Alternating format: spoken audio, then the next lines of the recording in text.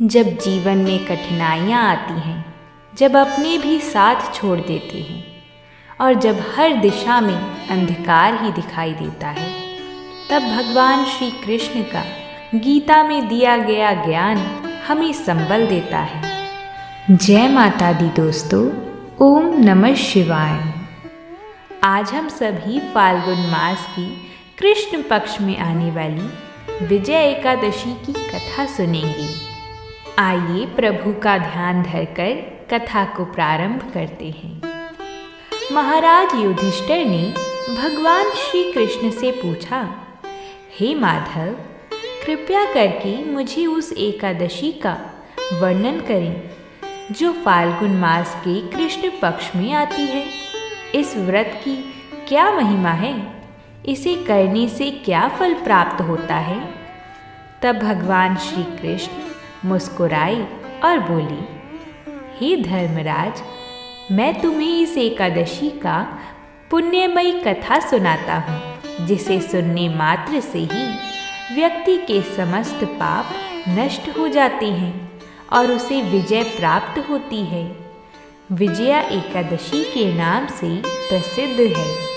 हे युधिष्ठिर, एक समय नारद मुनि ने एक बार भगवान ब्रह्मा जी से, जो कमल के फूल पर बैठते हैं, उनसे विजया एकादशी के बारे में पूछा।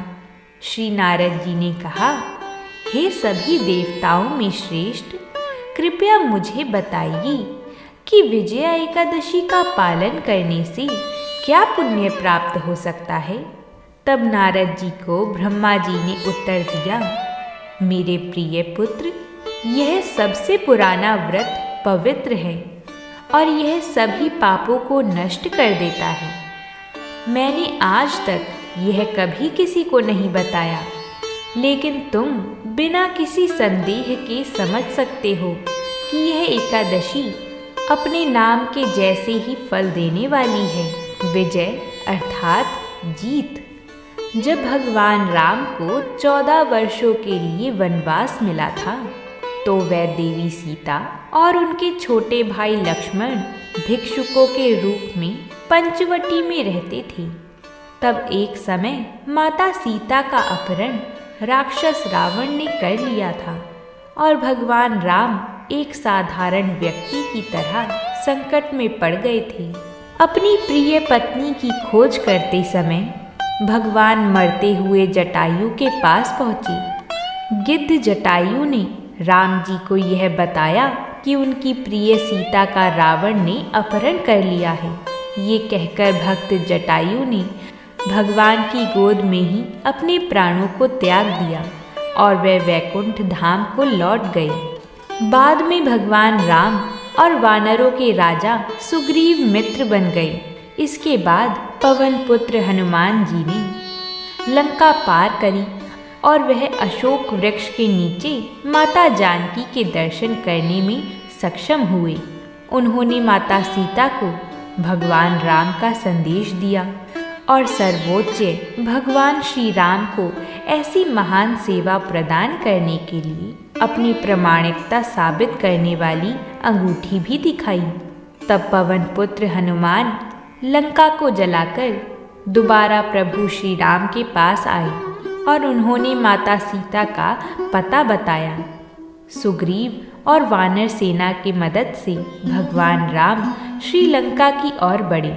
अगर आप सभी ने यहाँ तक कथा को सुना है तो वीडियो को एक लाइक ज़रूर कर दें, ताकि आप सभी के सुझाव से और लोगों तक भी यह कथा जा पाए और वह भी इस कथा का लाभ उठा सके। भगवान श्री राम वानर सेना के साथ समुद्र तट पर पहुंची, लेकिन लंका जाने का कोई उपाय नहीं दिख रहा था। समुद्र के विशाल जल राशि को देखकर भगवान राम विचार मग्न हो गए। गही न जाई, गिरी गिरा न पाई, अतल सिंधु घोर जल छाई। समुद्र इतना विशाल और गहरा था कि इसे ना तो पार किया जा सकता था और ना ही कोई और उपाय सूझ रहा था।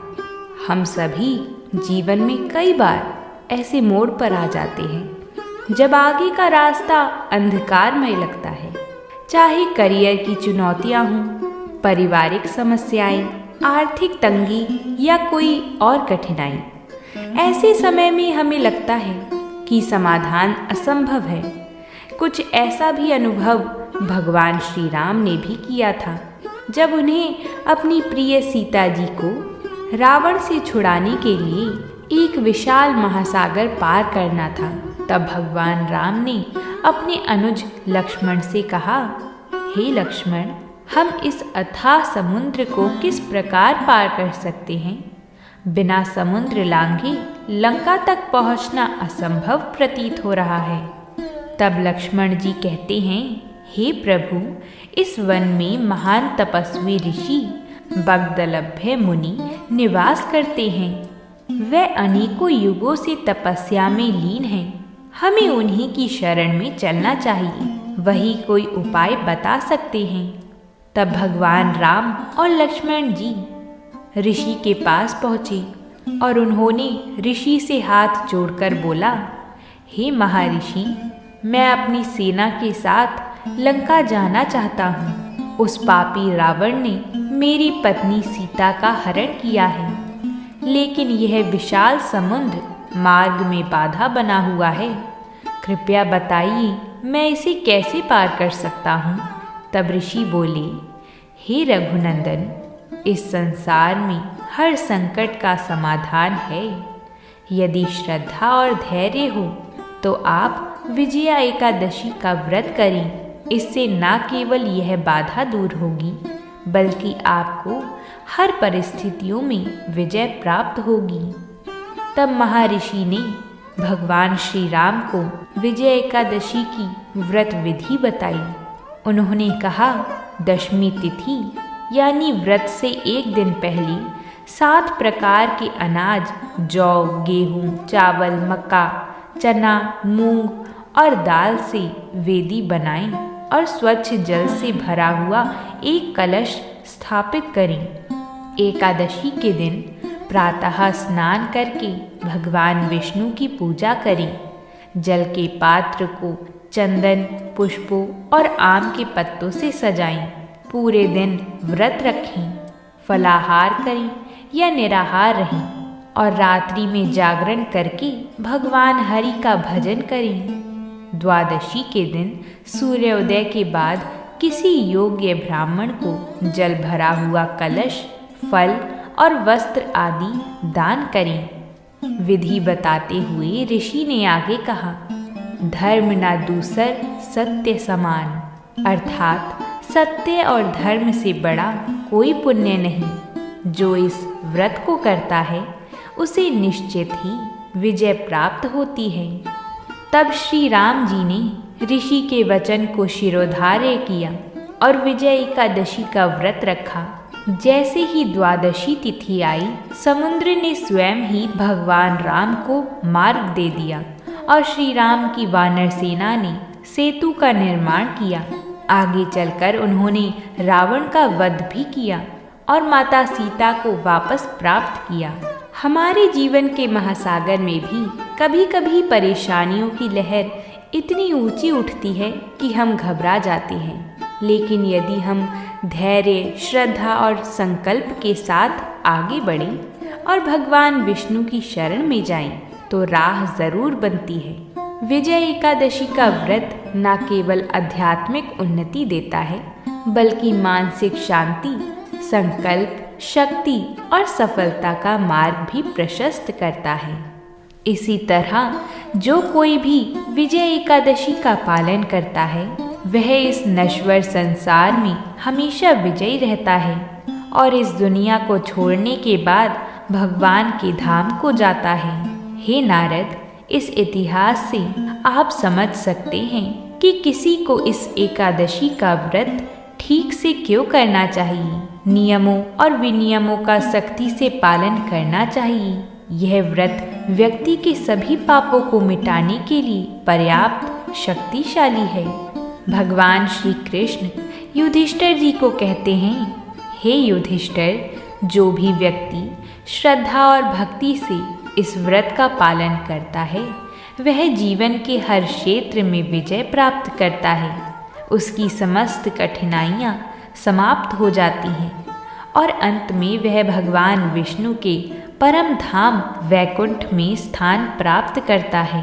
हे राजन, जैसे श्री राम के जीवन में यह व्रत संकटों से मुक्ति दिलाने वाला बना, वैसे ही आज भी यह उन लोगों के लिए वरदान है जो अपने जीवन में कठिनाइयों से जूझ रही हैं, चिंता से घिरे हों, कोई रास्ता नहीं दिख रहा हो, तब धैर्य और श्रद्धा से विजय एकादशी का व्रत करें और प्रभु श्री हरि की कृपा से हर मुश्किल का हल अवश्य मिलेगा। जो भी इस कथा को पढ़ता या सुनता है उसे अश्वमेध यज्ञ के समान पुण्य फल प्राप्त होता है। विजय एकादशी केवल व्रत नहीं, यह हर संकट पर विजय प्राप्त करने का दिव्य उपाय है। तो दोस्तों, कैसी लगी आपको यह कथा? कमेंट करके हमें ज़रूर बताएं और प्रभु का नाम जप करते हुए प्रभु का स्मरण करते रहिए और ऐसी ही अद्भुत पौराणिक कथाओं के लिए हमारे चैनल को सब्सक्राइब करें। प्रेम से बोलिए जय माता दी।